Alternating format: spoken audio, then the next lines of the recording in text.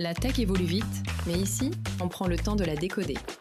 Bienvenue dans TechZen, le podcast signé Kaizen Solutions. Salut tout le monde et bienvenue dans ce nouvel épisode des TechZen. Je suis Roxane Solignac, consultante méthode et transformation des organisations chez Kaizen Solutions et je travaille depuis plus de 10 ans dans l'accompagnement des managers et l'appui méthodologique des projets. Aujourd'hui, je vous propose de parler de co-développement. Lancer une communauté de pairs, c'est bien, mais la rendre vraiment efficace, c'est mieux. Vous avez peut-être déjà vécu ça. L'excitation d'un nouveau groupe qui se crée, avec les meilleures intentions, un Teams tout neuf et des réunions récurrentes bloquées dans tous les agendas.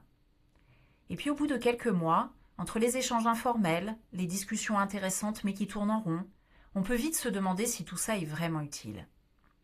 Aujourd'hui, j'aimerais vous parler d'une méthode qui transforme ces communautés en véritables moteurs d'apprentissage et de cohésion, le co-développement, ou codev pour les intimes. On va voir pourquoi c'est utile, comment ça fonctionne, et aussi comment éviter les dérives.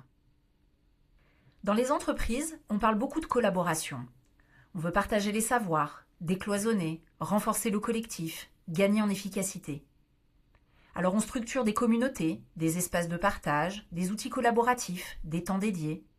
Sur le papier, tout y est. Mais dans la réalité, est-ce que ça suffit pour tirer le meilleur de ces communautés ?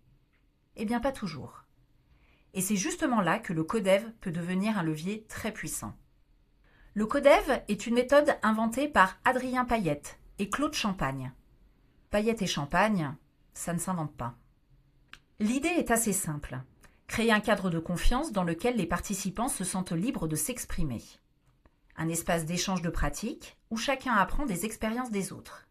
On y partage ses réussites, mais aussi ses difficultés. On confronte les points de vue, sans jugement, et on construit ensemble de nouvelles pistes de réflexion. Concrètement, la méthode se déroule en 6 étapes.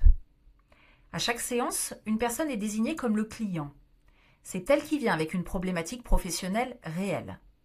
Ça peut être, par exemple, « Je me sens bloqué dans une situation avec un client » ou encore « Je ne sais pas comment gérer un différend entre 2 collaborateurs ».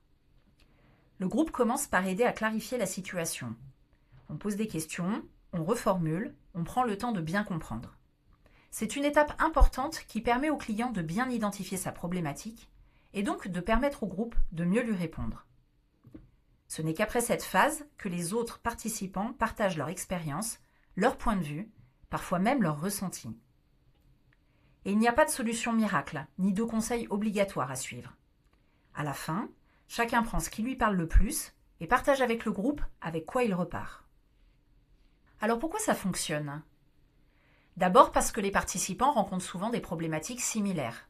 Ça crée tout de suite une forme de compréhension mutuelle. Ensuite, parce que le cadre est sécurisant. On peut parler librement, sans avoir peur d'être jugé. Et puis enfin, parce que la méthode est structurée. Tout le monde a la parole et tout le monde est écouté.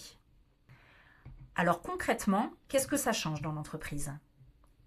Honnêtement, les retours que j'ai le plus souvent, c'est que les séances font du bien. Alors on n'est pas chez le psy et personne ne s'allonge sur un canapé. Mais partager une situation professionnelle avec des personnes qui vivent des choses similaires, c'est souvent réconfortant. Les séances de co-développement se font sans pression. Tout le monde n'est pas obligé d'être d'accord. J'ai déjà assisté à des séances où les points de vue étaient complètement différents, parfois même contradictoires. Et ce n'est pas grave. On ne cherche pas la solution parfaite. Ce qui compte, c'est la prise de recul. Ce fameux pas de côté qui permet de voir la situation autrement, d'être parfois un peu plus bienveillant avec soi-même et de repartir avec de nouvelles clés de lecture. Partager les mêmes galères, s'entraider, échanger des bonnes pratiques, ça renforce naturellement la cohésion du groupe. Personne n'est laissé de côté et l'équipe monte en compétences, ensemble.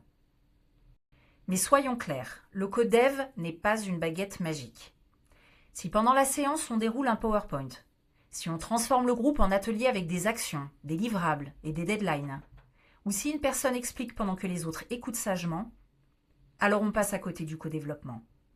Le but, c'est d'apprendre les uns des autres pour faire évoluer ces pratiques. Utiliser cette méthode pour autre chose peut vite devenir contre-productif et être vécu comme une perte de temps. Le risque est réel de décrédibiliser la démarche et perdre l'engagement des équipes. L'intelligence collective est une vraie richesse. Et le codev, quand il est bien utilisé, met les collaborateurs en situation de réussite. C'est une méthode simple, humaine et vraiment efficace. Elle est pour moi à ce jour celle qui offre le meilleur rapport entre le temps investi et le gain que l'on en retire. J'espère que cet épisode vous a plu.